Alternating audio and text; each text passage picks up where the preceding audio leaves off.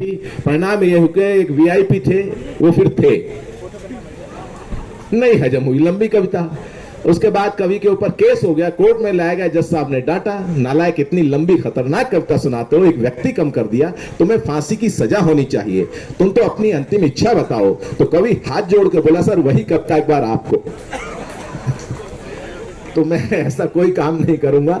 आदरणीय संतोष तनेजा जी अगर मेरी आवाज सुन रहे हो तो मैं चाहता हूं कि थोड़ी देर यहाँ हमारे पास आ जाएंगे, सामने आके अगर कविता सुनेंगे तो बहुत आनंद रहेगा। संजय जी मेरी बात सुन रहे हो तो कृपया आ जाएं। दरअसल क्या है कि कविता सुनना सुनाना बड़ा मुश्किल काम होता है, आप सभी जानते हैं। हमारे चंदेल जी ने बहुत अच्छी कविता सुनाई पन्ना धाय के ऊपर, बचपन में पढ़ा करते थे, पन्ना पन्ना पर लिखी हुई पन्ना की अमर कहानी है। बनवीर उदय को मरा समझ निर्भय होकर प्रस्थान किया, पन्ना ने बेटे के शव को अपने आंचल में ढांप लिया, बोली हो मेरे बेटा चंदन, मैं माँ हूँ या हत्यारी हूँ, बेटा करना तू माफ मुझे, मैं पत्थर दिल की नारी हूँ। मतलब इस तरीके की कविता बचपन से पढ़ी सुनी। लीजिएगा, दीपावली की बहुत बहुत मंगल शुभकामनाएं आप सभी को। और ये जो लोग खड़े हुए हैं उनसे आग्रह अनुरोध है कि वो भी आके अपना स्थान ग्रहण कर लें थोड़ी देर के लिए। आ जाइएगा, स्वागत है। खातिर नहीं उनको भुलाएं हम, नहीं उनको भुलाएं हम, उनके लिए भी दीप जलने चाहिए, एक दीपक उनके नाम का भी जलना चाहिए।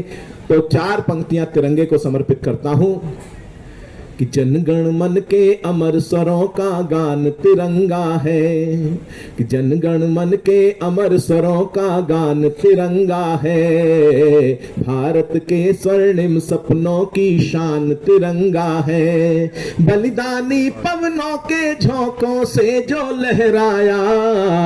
अगली पंक्ति पे आपका समर्थन कि बलिदानी पवनों के झोंकों से जो लहराया, भारत माँ का गौरव और सम्मान तिरंगा है, भारत माँ का गौरव और सम्मान तिरंगा है। भाई साहब बगल में हाथ दे के बैठे हुए, आपको प्रणाम करता हूं, लेकिन मुझे ऐसा एहसास होता है जैसे आप खुद को मुगले आजम मुझे अनारकली समझ रहे हैं। ऐसा मत करिएगा भाई साहब। ताली वाली बात समझ में आया तब भी ठीक है, नहीं भी समझ आया तो ताली इसलिए बजानी चाहिए ताकि पड़ोसी को पता नहीं लगे आपको समझ में नहीं आया। अपनी इज्जत अपने हाथ में होती है। तो कि भारत माँ के का गौरव और सम्मान तिरंगा है। देखो अग्रवाल साहब, आपको भी प्रणाम करता हूँ, रिटायर्ड IAS हैं आप। और यहाँ पर बहुत सारे इसी क्षेत्र के UPSC के सिविल सर्वेंट्स बहुत सारे लोग हैं, यहाँ पर डॉक्टर्स हैं, बड़े क्लीन जेंट्री है, सभी का अभिनंदन। कि युगों युगों तक इस धरती पे भारत माँ की शान रहे, युगों युगों तक इस धरती पे भारत माँ की शान रहे, राम कृष्ण गौतम के वंशज वाली ये पहचान रहे, रामायण गीता कुरान गुरु ग्रंथ साहिब हो होठों पर। अगली पंक्ति फिर समर्थन करें कि रामायण गीता कुरान गुरु ग्रंथ साहिब हो होठों पर, लेकिन सबसे पहले हर एक दिल में हिंदुस्तान रहे, लेकिन सबसे पहले हर एक दिल में हिंदुस्तान रहे, और जुग जुग से कल कल कहता गंगा जमुना का पानी है। आदरणीय भारद्वाज जी बैठे हुए, डॉक्टर साहब आपको भी प्रणाम करता हूं। दरअसल डॉक्टर्स जो होते हैं धरती के भगवान होते हैं, आप सब जानते हैं, भगवान की तरह होते हैं, भगवान ही होते हैं, क्योंकि जब भगवान नाराज होता है तो डॉक्टर के पास भेजता है मनुष्य को, और जब डॉक्टर साहब नाराज होते हैं, पहुंच गई बात आप तक, तो ताली बजा सकते हैं, कोई ऐसी समस्या नहीं है। तो धरती के भगवान सभी जो भी हैं उनको भी प्रणाम करता हूं कि जुग जुग से कल कल कहता गंगा जमुना का पानी है, जुग जुग से कल कल कहता। मैंने एक बहुत विशेष बात इसमें कही है, मेडिकल साइंस जो है, जेनेटिक्स इस बात को कहती है कि इस जो एशिया महाद्वीप है, ये एशिया, ये जो क्षेत्र है पूरा, कहीं आर्यवर्त भी कह सकते हैं हम इसको। कैस्पियन सागर से लेकर बृहत्तर भारत तक फैला हुआ जो साम्राज्य था हमारे पूर्वजों का, आप सब जानते हैं कि कहीं कैस्पियन सागर, ईरान, इराक, अफगानिस्तान, पाकिस्तान, वर्तमान में जो देश बने हुए हैं, या वर्तमान में जो हमारा भारत देश है, या उधर बांग्लादेश चले जाएगा, म्यांमार चले जाइएगा, उधर थाईलैंड, इंडोनेशिया, बाली द्वीप, और इधर सारा का सारा कहीं हमारे पूर्वजों का कहीं एक छत्र साम्राज्य रहा, धार्मिक दृष्टि से और हर दृष्टि से। तो क्या कारण था कि हम सिकुड़ते चले गए? और वर्तमान में भी जो ये दिखाई देता है हमारा लोकतंत्र भारत का जो नक्शा दिखाई दे रहा है, उस पर भी कहीं नजरें गढ़ी हुई हैं। पूरी दुनिया अलग अलग तरीके से सोचती है कि भारत को विखंडित कैसे किया जाए।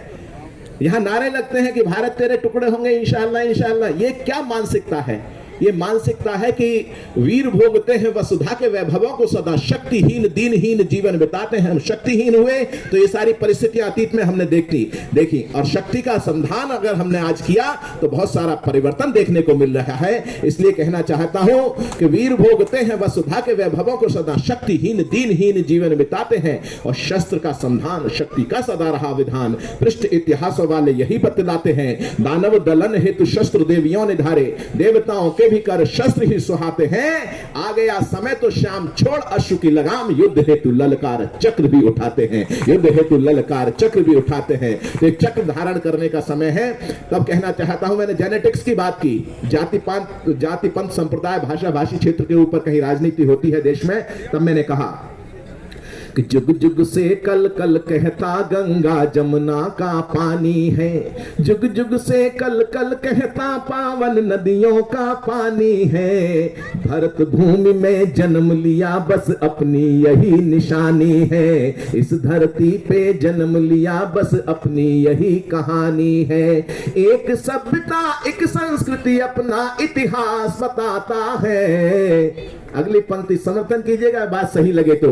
एक सभ्यता एक संस्कृति अपना इतिहास बताता है, जाति पंथ सब भले अलग पर खून तो हिंदुस्तानी है, जाति पंथ सब भले अलग हो खून तो हिंदुस्तानी है। भूल न जाना स्वतंत्रता के अमर क्रांति बलिदानों को, भूल न जाना स्वतंत्रता के अमर क्रांति बलिदानों को। आजादी की लौ पर जलने वाले उन परवानों को, दाग गुलामी वाला धोने खातिर झूल गए फांसी।